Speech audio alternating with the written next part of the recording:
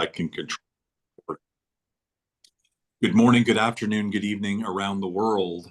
This is, though, more focused in on Phoenix, Arizona and the state of Arizona because this is Export League Phoenix, sponsored by the city of Phoenix. We're very happy that Mayor Gallego and Rita Marco and the team at Phoenix in the city of Phoenix, for not just because of TSMC, well before that, was very focused in on international.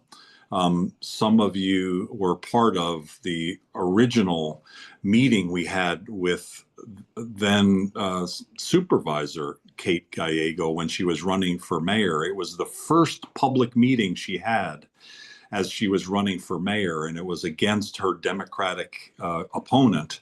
And we asked them to talk about their global strategy. And then Kate Gallego, now Mayor Gallego, was brilliant. I wasn't sure because she'd been at SRP. She does have a degree at Wharton, and she'd been a city supervisor and demonstrated lots of capability. I didn't know her really well then, but she was so brilliant and so much better than her opponent. It's like, wow, what if she became mayor?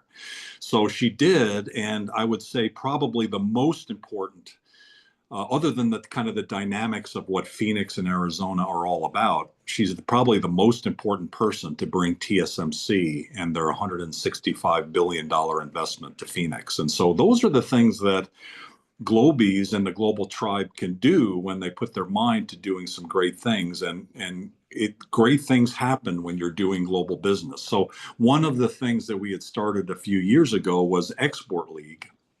We started at our headquarters. Global Chamber is 10 years old. It's started 10 years ago in Phoenix, Arizona. At the time, we were at SkySong. We now have moved inside Thunderbird School of Global Management. We're very thankful for their longtime membership and sponsorship and all the support that they provide us, along with the city of Phoenix. We launched 10 years ago inside City Hall with then Mayor Greg Stanton, now Representative Greg Stanton. Lots of synergy there. And subsequently, we've grown to 525 chapters around the world. I actually checked the other day. It's actually 604 chapters. So at some point, we'll probably need to update the 525. So we continue to grow around the world and having a lot of fun connecting people. Part of that is getting exporters to be more successful. So Export League starts this year in Phoenix. It then subsequently, I was just writing down kind of what the plan is for the rest of the next few months. So next probably will be Africa, then Los Angeles and India and Sydney, Australia, a place in Europe. We haven't decided which location yet. Latin America, Chicago, Midwest, and Kuala Lumpur are all on the next schedule. So Phoenix here for us has been a guidepost in terms of putting this program together to help exporters. The aggregate kind of concept is you're in the fourth session of training. This part is kind of the awareness, like there is this thing called Export League. Bring the exporters in, get them to be trained as much, get connected to resources. And over the next 2 weeks, we ask exporters to sign up. We have a sign up form that we'll share, and Eugene Sohn of Global Chamber will share that periodically throughout the meeting to let you know that here's the program. So probably that, Eugene, both the description of Export League and the sign-up form. So both of those two links will be important. So over the next couple of weeks, exporters in Arizona, even though Phoenix is the one that has sponsored it. Anyone in Arizona that's based in Arizona, even foreign companies that have their U.S. base in Arizona may apply. Through that form, we'll be able to determine and narrow it down to 3, and those 3 become members of Global Chamber, and they get connections to their targeted clients around the world. Kind of normally that's kind of what Global Chamber does. We help people connect up with clients. And so that's kind of the overall process. The final kind of cherry on top is April 24th. We're going to be doing a Welcome to Phoenix event. It's for new companies to Arizona. which is over the last 3 years, we're going to be honoring and connecting those companies with companies that have been in Arizona for a while, April 24th afternoon, with all sorts of celebrities and announcing the three, celebrating the three exporters and all the exporters that get involved this time. There are three main speakers today, and then we have some of the speakers who've been in the first three sessions. Um, the I'm debating which one to start with, but I think it's going to be Christina, because Christina holds one of the important keys to all of us doing international business, and that's cross-cultural. Christina is based in, Christina Wachter is based in Salt Lake City. She has some capabilities that I'm not sure there's anybody in Phoenix yet that has her full scope of capabilities, because Christina is a cross-cultural expert around the world. She's been a member of Global Chamber, and maybe most importantly, she, like me, is a University of Utah graduate. And so that makes it extra special. So thank you, Christina, for that. Also, the teaching that you do at the U, and also for your cross-cultural expertise. Why don't you take up to 10 minutes and go through some of the important aspects of what cross-cultural aspects, how that understanding that helps with exporters as they get into the next phase of finding, working with, and then ultimately creating clients around the world. Thank you for your leadership. Oh, thank you. It's a pleasure to be here. And I do have Phoenix, the Phoenix Valley, is that what you call it? Connections. My mom lives there, and I also have invested in property in Peoria. So I have a vested interest in the greater Phoenix area. Fantastic. That, at the same time, but I have a vested interest everywhere. I love the global connections that we make, and Global Chamber is just fantastic. I can't believe the relationships I've built in the time that I have been associated with you. But Doug, let me ask you, can I do a screen share? You may. Okay. Let's see. Have you got my slide? It says lead, succeed, and Okay. expand. Okay, good. Let's go to full screen mode, and hopefully it will move forward as I do this. Beautiful. Okay, so let me look at this. One of the things that I have done over the course of my career in 30 years, I've worked cross-culturally. I've taught in several cities across the world. I've collaborated with business leaders at all levels throughout different parts of the world, actually on every single inhabited continent. And I have a great vision for the world. In this time of uncertainty and negativity, I think that's just a lot of background noise. I think most of us have a positive view of life. We want to build this global citizenship into a cohesive group that moves forward for the good of the people on the planet and the planet as well, in spite of background political noise or whatever there may be. And because of the disconnect in so many political arenas, I feel that it's very important for business leaders to connect and discover the human side of business. I think we have a responsibility to do so. And in doing that, we need to be able to connect with one another. And that's the catch there. How do we communicate? We look at these. Did my screen switch? Not yet. Oh shoot, I may have to do a reshare on this. Sorry. This happened last time I was doing a meeting here. So I'm going to stop share. This is and let's see. How about now? Have you got the reality? Yes. Okay. Hopefully it'll keep moving with me. If not, I'm not going to stop it on every slide. But the reality that you can see, and this is the projection in 2021 from the World Bank. And they say how much, and of course, the export-import trade steers this. So we're looking at how big this is in terms of US dollars. And this is actually something that I don't have the actual source for the statistics, but this was a lowball compared to what has happened. But the problem is 50% of international ventures fail due to cultural misunderstandings. Yet at the same time, every new business, 75% rather, of new businesses that start every year plan on working at some global level. So something has to be done. We need to master new ways to communicate with people in order to reverse the trend and in order to create new ways of understanding. I think that we look at the world as, or in segments, and we need to look at this. I'd say we take it down to even a more micro level. We look at this as an individual. We have all sorts of press about AI, which I love, artificial intelligence and the capabilities that we have with that. But we have to remember there's always a human behind it. There's a human who writes the code. There are people that coordinate the efforts of bringing AI together. So as we have this artificial intelligence moving forward and creating a whole bunch of possibilities that we never imagined before, we've got to have cultural intelligence to go behind that and recognize patterns of behavior in order to get the triple bottom line that we want. We need to connect with people for the good of our planet and, of course, for the profit level that we want with all of our organizations. So why don't people do this? It's actually not that hard if you're proactive. Well, I think there are three common pitfalls. The first one is judgment. And I mean that in terms of cultural relativism.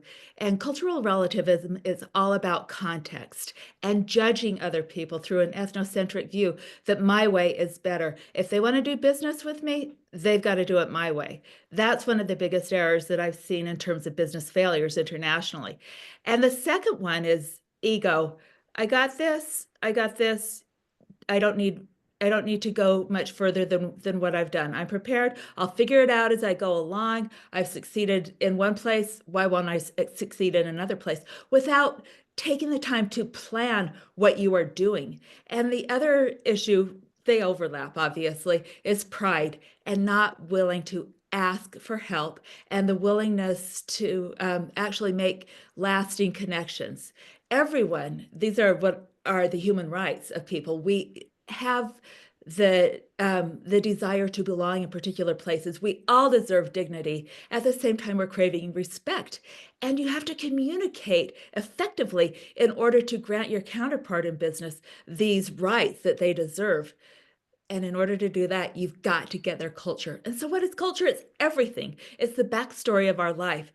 Whether we know it or not, we're aware of it, we're perpetuating culture, every single thing that we particularly do. I mean, Doug and I are perpetuating a University of Utah Go Ute culture every time we talk.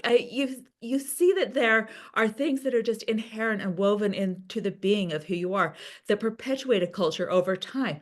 So you need to figure out how that culture is transmitted and the significance of that in the process of the business exchange. And we've got to look at three factors here in what makes people who they are and how their society is formed. We've got to look at the significance of perception, their perception as well as our perception, and how that forms biases. And then we've got to look at judgment. How are we judging others? How are we judging a situation? And how are they judging us? We need to take a look at these things proactively in order to lead with cross-cultural intelligence so that we have a connection versus a disconnect, so that we're setting the stage for global leadership that lasts. And this is the management of culture and the understanding of communication. And as I mentioned before, you've got to have a plan. You always need a plan before you get there. And it's easy. This is a system, I've been studying this for nearly 3 decades. It's not hard to develop a plan. And I have a template that will work in any particular situation. The very first step is an easy one. It's with the cultural Venn diagram. This is where you look at the overlap. And I contend that every single one of us has an overlap with anyone else on the planet. And we just have to look from that and then build outward, even if it comes down to the fact that we all have blood flowing through our veins. We need to look at that, and then we can take it to 4 simple steps. And I'm going to focus, because of the time constraint on this one, on the very first step that I've come up with in my culture spin method, and that is situation and self. This is the hardest one. This is a personal analysis where you look at your perception of places, you look at how you're judging others, biases. What has your culture done to shape your perception? And then at the same time, what are the stereotypes, the biases, the perceptions, and so forth that your business counterpart may have of you? How can you use these as both strengths and weaknesses? And you're using judgment here, and it's not a harsh judgment. It's just an honest inventory so you can step forward with authenticity. This will be a roadblock to our interaction. This is the background. This is what we need to look at in order to overcome a cultural misunderstanding and blowing a deal, because we have to keep in mind that people, if there even is a small cultural misunderstanding, that speaks a lot more loudly than business on a day-to-day basis. So the first thing, as I mentioned, is taking an honest inventory. And this is just for yourself, looking at who you are. And you may want to ask people with whom you work, do I come off in a particular way? And people that you trust and people that will give you the honest answer. And then you look at your mindset. Am I working in a mindset of tunnel vision, or am I setting myself up for cultural agility? We have to have cultural agility in order to become culturally fluent. And so, what do we need to do to challenge that? We need to ask questions and so forth. And I want to give an example of this for if I've got to give a quick story. This is from a friend of mine who was one of the global leaders with UPS, and he was expanding into China. I mean, this was in the 90s, and he met with the people, and he's a great guy, nicest guy. And just to give you a background, he's like kind of a cowboy. He's a cowboy from Fresno, football player who just likes to get along with everyone. And he's a very smart guy. He shows up at this meeting in China with the leaders of the particular organization that he was working with, and wanting to do what he does in the United States, what he said, what my mama taught me, and drink and eat everything that you have on your plate as a sign of politeness. Well, he was given several cups of tea, and he would finish it, finish it, finish it. And he said he wound up drinking like $300,000 worth of tea because this company was bringing out their finest tea for him. And I don't know if that's an exaggeration or not. But the point is, he could tell something was going on, so he had to pivot. He took the time, what am I doing wrong? And he said, I wish I had that knowledge. I knew how to communicate before going into that. But thankfully, he took the time to ask and nailed the deal, because That's great. I'm running out of time here, Doug. They were a little bit over. Oh, trust, dignity, and respect. They're the counterparts. So what we need to do is prepare to depart from the ordinary to become global leaders through strong cross-cultural connections so that we have leverage and we have sustainable relationships, which of course come down to profit. So that is what I say. I say discover the human side of business, and that is where we all need to start, whether it's across the country or it's across the world, it's across department. We need to communicate effectively. You talked about listening, and I think that's such a key aspect of the whole process. Thank you, Christina. What's the name of your book so that everybody has that? Well, it's a culture spin method. And I also just released a book this morning, Wow. unofficially released, and Wow. it's your Essential Cultural Courage Guide. I'll send you the links for that. But it hit #1 this morning on new release for student travel. Amazing. No, That's a that's little bit of fantastic. bragging there, but anyway, it's fun. I love it. We can all do this so easily. Thank you for kicking us off on such an important topic. We're planning to finish at the top of the hour. I'd like to go to both Rita, Marco, and Laura next. I just want to relate one story before I do. The listening part, I think, is really critical for exporters, and the judgmental part. Uh, Christina, you talked about judgmental versus relative cultures. I think the other aspect of judgment is judging a situation that you think you know what's going on, but it's really not what you think. And my life has been mostly traveling to Asia, country by country, helping members, customers of DuPont, and I loved it. I'd spend like 2 or 4 weeks at a time, just going country to country. And what I found often was that I'd be in a situation and what I thought was happening wasn't necessarily happening. And what made me think of it, Christina, was this particular time when there was a blizzard in some mountainous place called Daegu, South Korea, which is the industrial area. And I had brought a DuPonter there who didn't want to be there. He was very upset with me for bringing him there to solve a technical problem with our product, but it was sincerely the right approach. And I'm sorry, it needed to be done. So I tried to manage the day, and the Koreans were very angry like the whole day. And I thought, oh my God, like this guy's angry with me. The Koreans are angry with me, and ultimately I thought we solved the problem. And we finished the day and we came down the mountain in a blizzard, must have been 2 feet of snow. They took me. The guy who was angry from DuPont, he never talked to me again. He was very upset. So it's like, okay. The customer, though, they were very happy. They thought it was the best thing in the world. They took me out to like the most amazing dinner. There was a second place we went to drinking, and then we ended up doing karaoke in some place where there was no karaoke machine. It was just a guy with a guitar and he didn't speak English. And it was like, oh my God, so what do you do now? So anyway, I did Hey Jude. That was the only song we could figure out that he knew and that I knew some of the words. But it was one of the best nights of my life because it was just so much fun. But it started with me misjudging the situation. It actually was much better. So I think the moral of the story is do a lot of listening. Don't judge exactly what's going on. Just do your best, be professional, work hard, be respectful, and it probably will work out. So does that make sense, Christina? Is that consistent? Absolutely. Yes, there are all sorts of judgment that come into play, and we've got to use good judgment in all cases. So I love the story. Thank you. A person that knows that really well is Rita Marco. She's the president of Sister Cities for Phoenix, and she's part of the team that is supporting this program. Rita, you know that concept inside and out. You work with all sorts of cultures. I think there's what, 10 or 12 different sister cities. Would you just like to say a word or two to before we move to the next section? I'll be very brief. Thank you. So, actually, my title is International Relations Administrator for the City of Phoenix. So, under that title, I have 3 responsibilities: Phoenix Sister Cities, and we currently have 11 sisters. We're working hopefully on number 12 here shortly.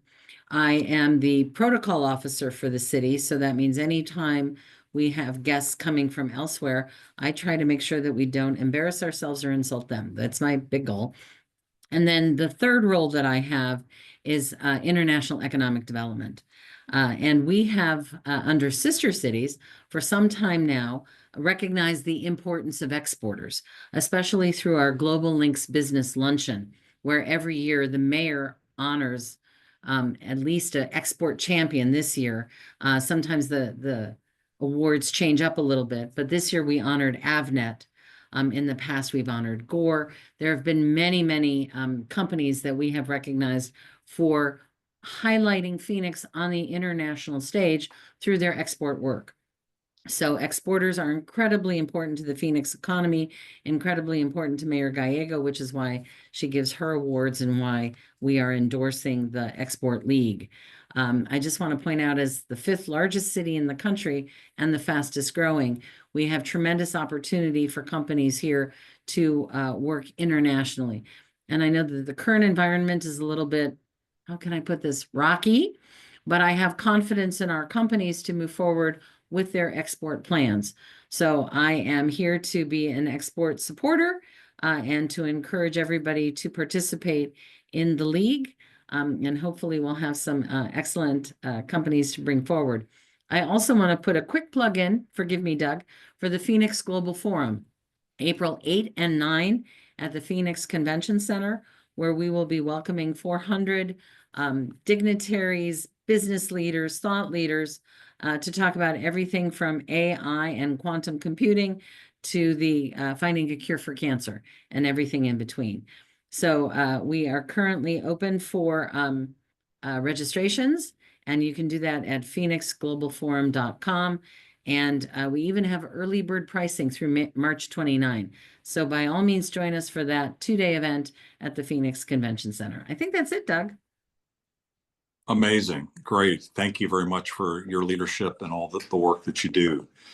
Let's now go to Laura Raguto of the Forum for International Trade Training, FITT, F-I-T-T. Recently, they became a partner of Global Chamber. One of the cool things about what we do is that we get to work with people all over the world, and they could be anywhere, but they're based in Canada. They've developed world-class international trade training, the best in the world. And so why not tap into that? It's available to us. And so Laura spoke in our first session and gave us an overview on very detailed level, actually, on all the different aspects of exporting. And so if you haven't seen the first 3 programs, please do, especially that first one where Laura gave that presentation. It also opens you up to what FITT provides, essential information for exporters. I thought, Laura, similar to Rita, just give you a couple minutes to just share a little bit more about the latest with FITT and to introduce that to people who might be new to the program. Sure. Thanks very much, Doug. That was a great intro. I think you said it all. We are, as Doug mentioned, we are the global leader in specific training that deals with crossing borders, getting your products or services across borders. So both sides, procurement and international sales. As well, we certify international trade professionals. So we have courses, and I'm going to just show you as just one slide on the screen. So we have credentials for courses. We have our Diploma 6 courses. We have a core program of 6 courses, and if an individual successfully completes the 6 courses, they get the FITT Diploma in International Trade.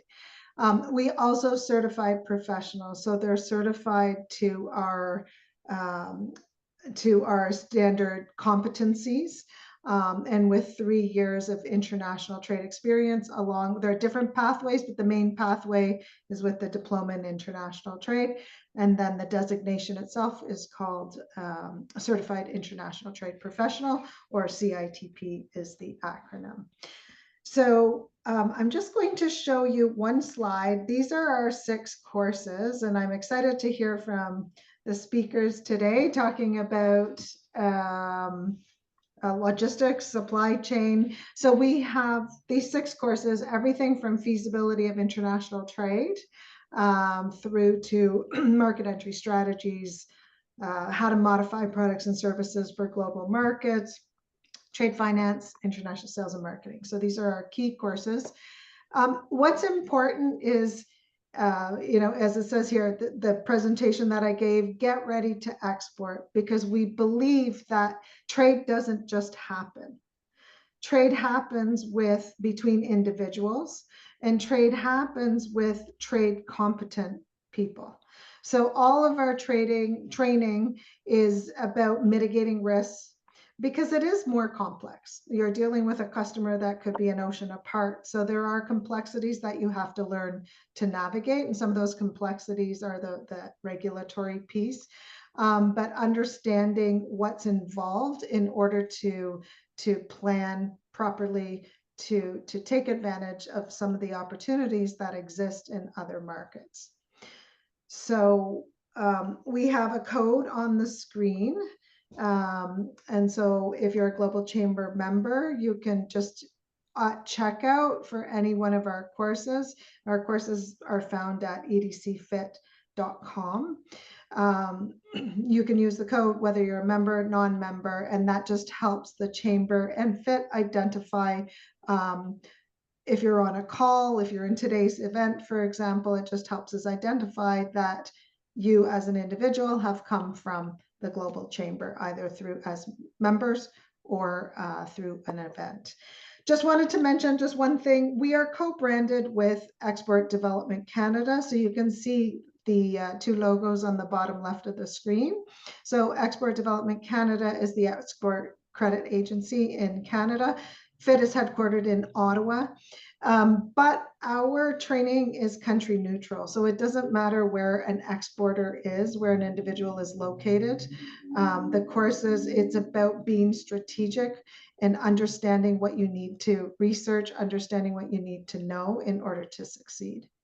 So that in a nutshell is all I wanted to say. Fantastic. So, but I'm going to be staying on, so hope to take part in the discussion at the end of today. Fantastic. Thank you very much. We're going to get to Jorge Canedo in a moment. But before I do, he's got about a 10-minute presentation on the logistics and operations of your exporting. And then we'll have some minutes at the end for Q&A and comments. But before I do, there's, I think, 3 people in the audience that I'd like to shout out that share with me a role with the Arizona District Export Council. One of them was our speaker last week, Dr. Martha Medina. Martha, thank you for your presentation on sales and marketing. It was great. And if any of you missed it, session 3 with Eduardo Gonzalez, who's not only an outstanding expert on U.S., Mexico, and manufacturing on both sides and very well connected on both sides of the border. But he's also, and that's as president of 258 Consulting. He's also the board chair for Global Chamber Phoenix. So thank you both. And then I see Steve Zylstra in the audience as well. And Steve is the president of the Arizona Technology Council.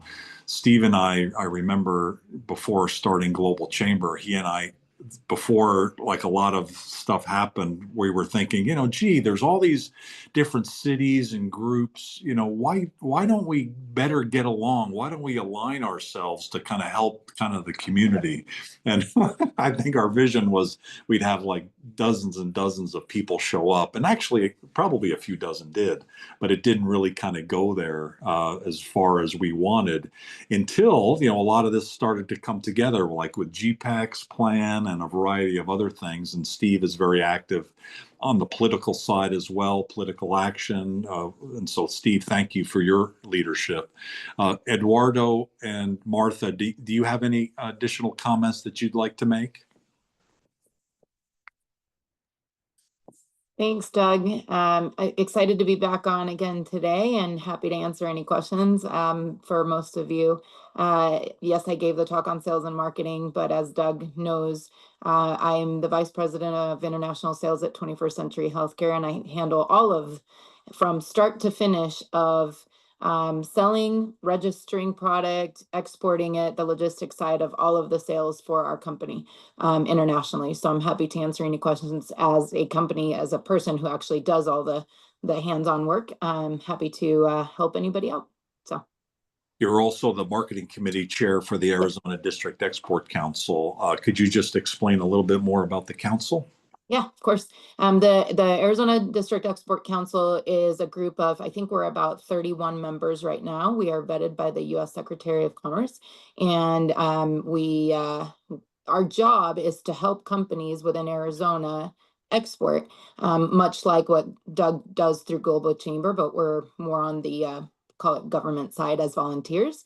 So we are in process of kicking off Arizona the deck again. We've been a little bit silent in the past several years, and we're trying to gear back up again and start being more in the light where people can really truly reach out. We are a lot of expertise on the council, from people who are actually manufacturers and others who are very well involved in international through policy and legislative support and whatnot. So we're happy to help whenever anyone is in need. Fantastic. Eduardo, anything to say? I heard the Global Chamber Phoenix is a pretty smoking hot deal. It is. In general, Phoenix is smoking hot right now. Thank you for the shout out, Doug. I appreciate it.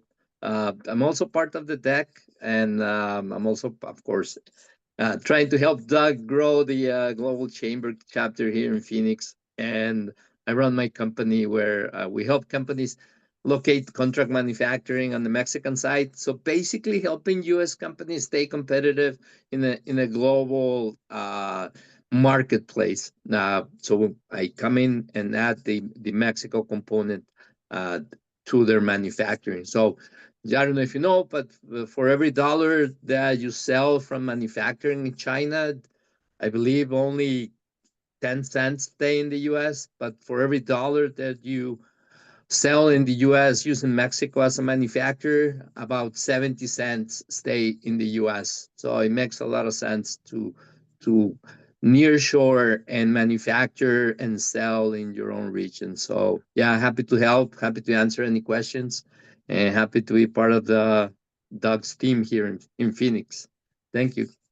And that's going to continue unless things get all screwed up. But I'm hoping that calmer heads prevail and we continue the great progress of the interdependence between the U.S. and Mexico, and interdependence with other countries as well. So, thank you, Eduardo. Jorge Canedo is a logistics expert, and oh my God, so the logistics world, from COVID all the way through all the nonsense that's happening right now, creates a lot of noise, creates a lot of work for Jorge and his team, and a lot of people. But trade is increasing 3% a year. It's probably going to increase that amount this year, at least 2.5 to 3. At least that's most estimates globally around the world. That's $1 trillion. So it's a lot of money. So fundamentally, trade is increasing. Secondly, we all know, as from an investor standpoint, that the portfolio approach makes a lot of sense. If you sell to one region or one country, you're much more susceptible to something happening in that one country and having the ups and downs. Phoenix certainly understands that. The Phoenix area understands that. By diversifying its manufacturing and businesses within, Phoenix is much more, as a region, stable. And the same concept works for companies. If you export to 10 countries, 20 countries, 50 countries, one of our members, they went from 82 to 88 countries that they're exporting to. That's a good thing, because countries have different levels of economic activity with various issues. And so the more you export, typically, the better you'll be, the faster you'll grow, and the more stable your business will be. Not that it's easy. It's not. That's why we're going through these trainings. That's why FITT is available, to have your team go through that information, you and your team. So the logistics side is a key part of it. Jorge, thank you for your leadership. You're also on both the Global Chamber Phoenix and Global Chamber Los Angeles Advisory Board. You've got about 10 minutes. Could you share with us a little bit about what exporters should be thinking about from an export standpoint? And you're great because you have a world view. So thank you for sharing that today. Sure, guys. Thanks, Dax. Thanks to everybody. I don't know if you can see my screen. We can. Okay, great. Okay, so I'm gonna try to cover the most basic parts of exporting from the US to the world. After COVID, the global logistics has been crazy, but it has been really interesting also, because we have been very resilient and adaptable. Well, I've been in logistics for a little bit more than 20 years now. I've been working throughout Latin America, especially Mexico, Western Europe, and Southeast Asia, and in Australia, and now I'm based here in Phoenix. I started to ramp up our company, which started in Mexico. Now we moved to the US 2018, and decided to HQ here in Phoenix last year. And since I've been working from Phoenix. I represent two companies, T-Force Worldwide, which is a huge freight forwarder and freight brokerage company, part of TFI International. We are an $8 billion group. I'm head of the Southwest office here in the US, and also Compass 4PL, which also I'm the CEO for the company. It's very focused on integrated logistics. So basically, the difference between the two is that T-Force is the muscle and Compass, it's the brain. So we have big customers with T-Force. We have mid-sized companies that require a larger service scope with Compass. Okay. So which things you need to keep in mind when exporting from the US? The first thing is that to understand the difference between CBP and the US Department of Commerce. Compared to other countries, like for example, Mexico, which customs handles both import and exports, in the US you have two different, let's say, ways and lines to work. If you're an importer, you work with the CBP. If you're an exporter, you need to work with the US Department of Commerce. Understanding the products you're exporting, getting the HS codes and getting the export control classification number, which is the NCCN. So yeah, the ECCN, I got confused with the letters. It's very important in order to understand if your product has some kind of regulation, either from ITAR, which is controlled by the Department of State, which is basically very focused on products that can be used for military application, and EAR, which are some products that are used for, let's say, regular appliances like, I don't know, Wi-Fi and stuff like that, or GPSs, but can also have a dual application. So it's very important to understand if your product has some kind of regulation. There's a lot of people out there that can help you, and most freight forwarders have their network to support you on that. It's also very important to understand how global customs work. The way the way customs work in the US is very different. The way they work in Chile is very different. The work in Spain is very different. The work in Mexico. So most of the export projects I've seen failed is because the exporter, which is the most interested part of the business process, does not understand how the destination customs work, and sometimes the importer on the other side of the line doesn't have the experience. So if they have difficulties importing to their country, they're not going to be interested in continuing doing business or international business. So either way, depending on the Incoterm, you decide. We're going to go a little bit into Incoterms in a couple of slides ahead. But it's very important to be able to support your buyer so they can comply with their own import process, documentation, stuff like that. So getting connection with shipping lines, with airlines, with ground carriers. If you're a big exporter, shipping lines open the doors to you. For airlines, you need to go through a freight forwarder. Airlines don't sell directly to exporters, and with carriers you can have buying power. You can go directly, or you can work with freight forwarders like ourselves or other companies that they can help you to arrange the full door-to-door service. Most of us have hundreds and thousands of carriers in our vetted carriers in our databases in our network. We have connections with shipping lines, with call loaders, and obviously with airlines. You also need to not for exporting. Customs brokers are more for imports, but you need to understand a little bit about the process, because your customer or your buyer is going to ask for some documentation that in their home country their customs broker is gonna ask for. So it's very important to understand at least to know their process, so you can comply with document wise and information wise, so they can import the product in their home country. Insurance brokers also is a very important connection. Again, depending on the Incoterm you decide to do business with.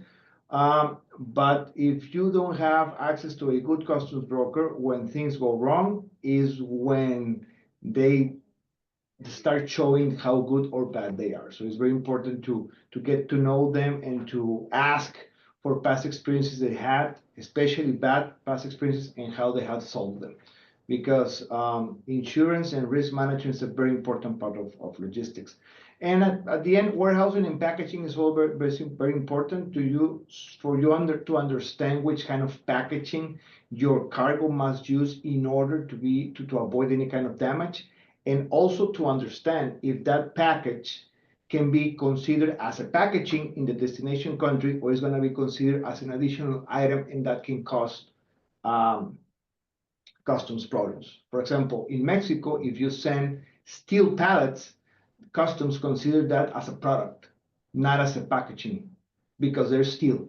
So it's important to understand those kind of things. And any logistics provider, any good logistics providers can support you from end to end. This graphic is just to show a little bit about all the moving pieces between the origin sourcing point to the all final delivery. You have a local dryage, you have port operations or airport operations. On the case of ground transportation, you have crossing points between Mexico, the US, or Mexico, or the US in Canada, sorry. You have international transport, and on the other side, you have the same thing. Somebody that receives your cargo, terminal or airport, local dryage, and final delivery to the customer. The modes of transport that you can use, and because the US is well connected in North America, you have air, ocean, and ground transportation. For air, just like a quick hit, 70% of air cargo moves with passenger planes. So if you're moving hazardous material or big cargo, is not going to be able to travel on those kind of planes. So it's not going to be as a fast service. Air is the fastest and is most expensive. Ocean is the lowest and is the cheapest. So depending on speed and value is where you're going to decide which kind of transportation you're going to use. So passenger plane takes 70% of the air cargo. You can use charters to move special big and urgent cargos. And you can use cargo planes like the ones that have UPS, DHL and similar companies use.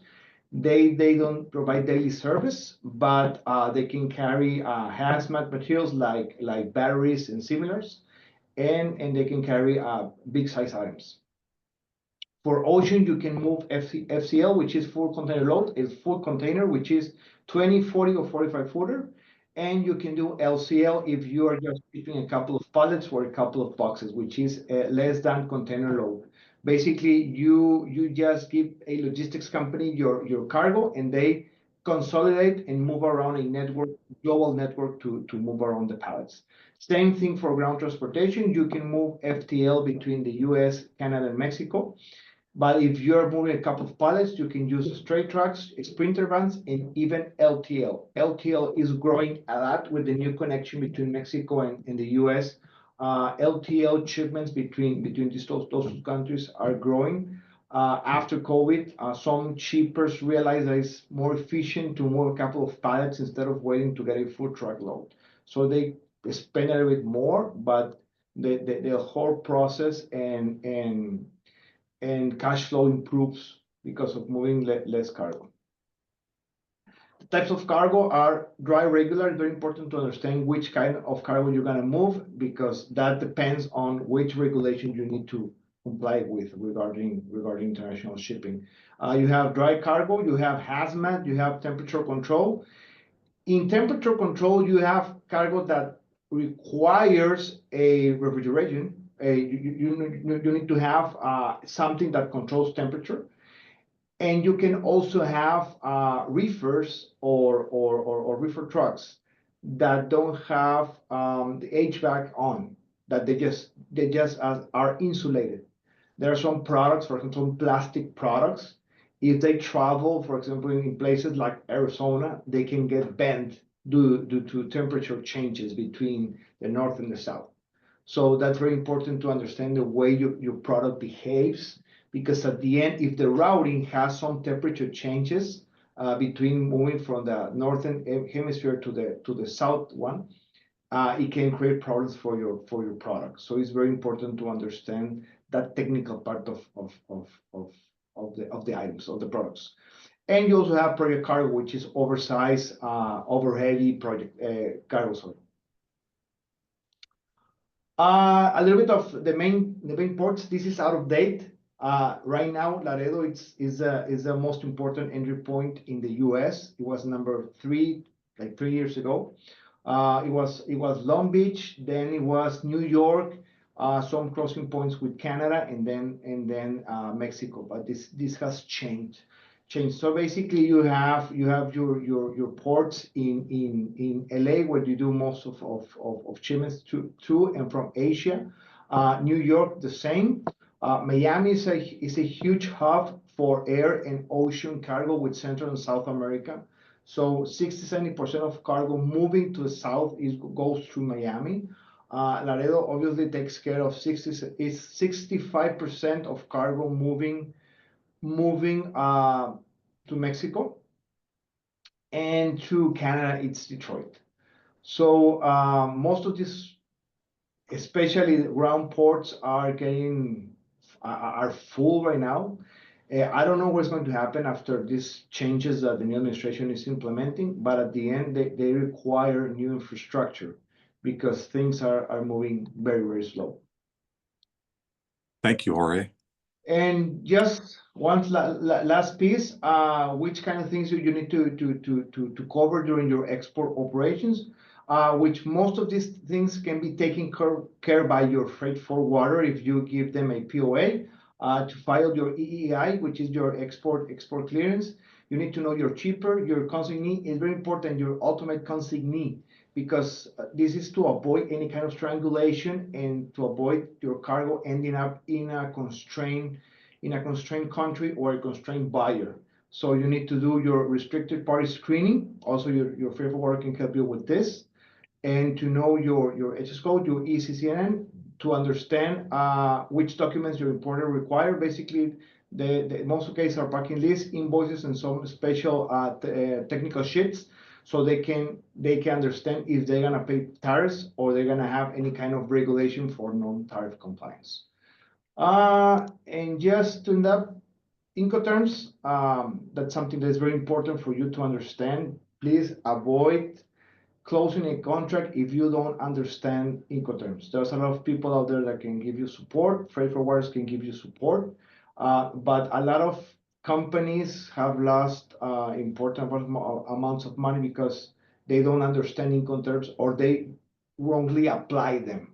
So this is very important. There are some Incoterms that are only for ocean, and there are other Incoterms that apply for all modes of transportation. So it's very important for you to understand. And lastly, the transportation documents you're gonna require, and they have to be provided by your freight forwarder. It's an airway bill in case of air transportation, a bill of lading in case of ocean transportation, and for cross-border business between the U.S. and Mexico, it's your bill of lading in the U.S. and your carta porte in Mexico, and your bill of lading in Canada. So sorry. There's a lot of things to cover for export. It's not rocket science, but there are a lot of moving parts in the process. Whatever you guys may need, we're here to help you. If you have questions, please feel free to shoot. Thank you, Jorge, and definitely mark down that email address and contact Jorge. All the speakers, of course, are on LinkedIn. All the speakers are members of Global Chamber. If you have trouble getting hold of anyone in any of the 4 sessions, please let us know. The time frame in terms of the next steps on Monday, actually maybe even this afternoon, we're going to be kicking off the dissemination of information about Export League sign up with a deadline of March 31st. So the exporters in Arizona need to apply by March 31st, and you'll see in the form the information that we'll use to make the selection process. As we did before, there will be undoubtedly some connections direct to the exporters who are applying just to get qualifying information. Then we'll select the winners and announce them, make the connections, and then celebrate all of that on April 24th. So March 31st is a key date. Get your, if you know an exporter or you are an exporter, please apply so that you have a chance to be selected. That also provides a membership in Global Chamber. It gets you 8 connections in your target around the world. Nobody can do that. We're the only organization in the world that does that, and we'll be applying that here for Export League Phoenix. I think that's it. I maybe Christina, if you'd like to say a last word, and maybe Laura and Jorge, anything else like a 30-second wrap up of any other comments that you have. I maybe should also call out Mark Cohen. I know, Mark, a lot of your activity and your work in your career has been China outbound, but you understand the value of exporting and importing both, and trade. And so congratulations on your success. You're on the Global Chamber Phoenix Advisory Board, and you're playing a key role on the executive committee, supporting Eduardo and the overall team. Any comments that you'd like to make of things that we need to be thinking about? I just want to throw out my hat. My hat here. I just want to say to you that I'm very open to helping any exporter, importer that is coming into the marketplace, and how we can resonate by giving them the details of what's so necessary and what they're looking for in a high level way of doing business. And that's where I'm going to be very, very successful in sharing my thoughts, my progress of what their needs are, to find the solutions that they need to recover from whatever they're going through. I want to have that be that personal guide to them, handhold them, because they need that so desperately today. Everyone does. So when we bring everybody together, we will be able to have some solutions that we could fix possibly for them, or give them better ideas. So I would love to be part of that and and address all those things. I'm here to help everyone, every soul that's on the phone here today, on the call. Thank you. It takes a village. There's no harm at all in asking for help. It's absolutely necessary when you're doing international trade. Right. Christina, any last comments? I do have one more comment. I'm also working with students and getting them into the business world and international training. So I would love to talk to you if your businesses are interested in helping students get abroad for the training or work experience that they need. Fantastic. Thank you. Laura, any final comments? Yeah, I just, hearing Jorge, your presentation, dropping terms like Incoterms and this and bills, like there's a lot there. So what I want to say is, don't underestimate the level of knowledge that you need to obtain. Jorge, you've been in this industry your whole life. I've been in this industry my whole life. I'm a certified Incoterms trainer. There's a lot there. So what I want to say is, you need to do some upskilling yourself so that you're able to connect the dots, because there's so many pieces that you need to have an understanding before you even reach out to a logistics provider or a transportation company like a freight forwarder, whatever. You need to have an understanding. And I loved what you said, Jorge, about do not sign that contract or quote in a price if you do not understand the Incoterm that you're using. Like, never accept an Incoterm if you don't fully understand the obligations, because it could frankly bankrupt your company. So Yeah. I have one more thing to say, Laura. I think that's so great what you said. We need to give people roadmaps for this success, right? That's the most important today. We need to have everybody collectively come together, and the experts, to help give all these importers, exporters a roadmap, and then double check it, and then maybe change the roadmap around under the economic conditions that are happening presently and what our future thinks that we're going to have. So the roadmap is the key, and I would love to, help people in that way together collectively, because that's what's so needed today. Thank you, Mark. Thank you, Laura. Jorge, final comments? Yeah, well, things are moving every day. They were moving every week a year ago. Now they're moving daily. So don't get scared. It's very important to be flexible. Our annual meeting ended up with flexibility. We need to be very flexible. We need to understand there are new ways of doing things, and we need to change very fast. It's very important to get the right advisory. Just a personal recommendation: if you're starting a new project, don't reach for the big brands for freight forwarding. They have very aggressive prices, but they don't have the time to support you on your requirements. And they're expecting for you to know what you need to do. And there are things you need to be prepared before even starting loading a container, loading a truck. So a small size, medium size freight forwarders are more open. They have more time. They're more interested in getting to know your business and connect it with you. So that's I've seen it all over the world. So there are a lot of good, great companies all over around the valley that can help you. If you need support either in Spanish or in English, I can be there. But there are other companies around that can do that. That's the only thing I will recommend for you guys before starting a new project. Less than 1 in 100 companies exports in the United States. About 12% of the US GDP is exports. Germany is 55%. We have a long way to go, lots of opportunity for us to think about the world. So you're doing the right thing by exporting, because exporting allows us to make connections. It gets conversations going. You begin to mediate and negotiate with other people, and you start to realize that people are people.